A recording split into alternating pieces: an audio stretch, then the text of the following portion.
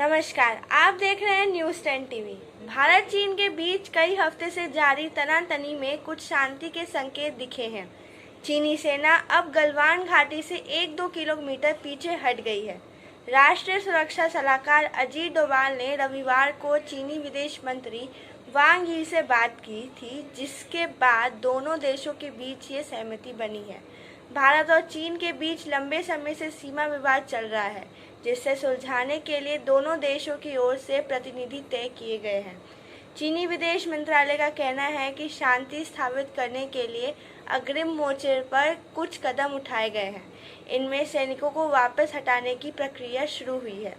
वहीं दूसरी ओर चीनी अखबार ग्लोबल टाइम्स की ओर से भी बॉर्डर पर तनाव कम होने की बात की गई है।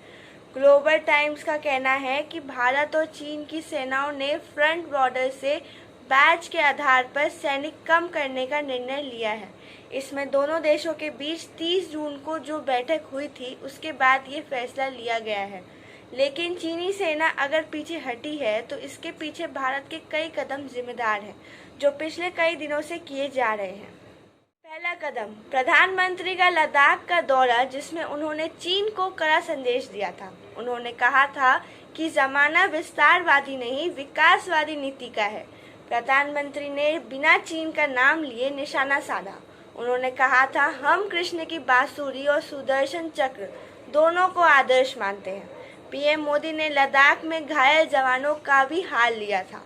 पीएम ने जवानों का हौसला बढ़ाया था। उन्होंने कहा था कि आपके शौर्य और साहस को पूरी दुनिया में देखा है।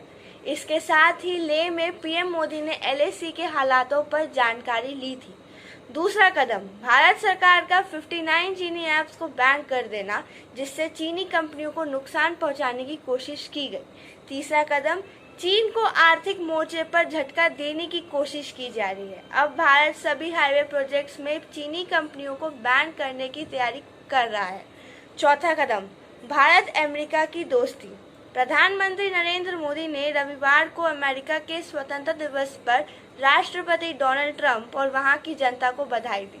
पीएम मोदी के इस बधाई संदेश पर अमेरिका राष्ट्रपति डोनाल्ड ट्रंप ने रिप्लाई में कहा कि शुक्रिया मेरे दोस्त, अमेरिका भारत से प्यार करता है। दोनों नेताओं के इस संवाद से चीन की बेचैनी बढ़ सकती है। भारत के खिलाफ चीन की विस्तारवादी नीतियों की अमेरिका सेनेटर कड़े शब्दों में आलोचना कर रहे हैं। इससे यही समझ आता है कि अगर भारत अमेरिका से मदद मांगता है तो वह मदद जरूर करेगी। फिलहाल के लिए इतना ही। देश और दुनिया की खबरों के लिए जुड़े रहें न्यूज़ 10 टीवी के साथ।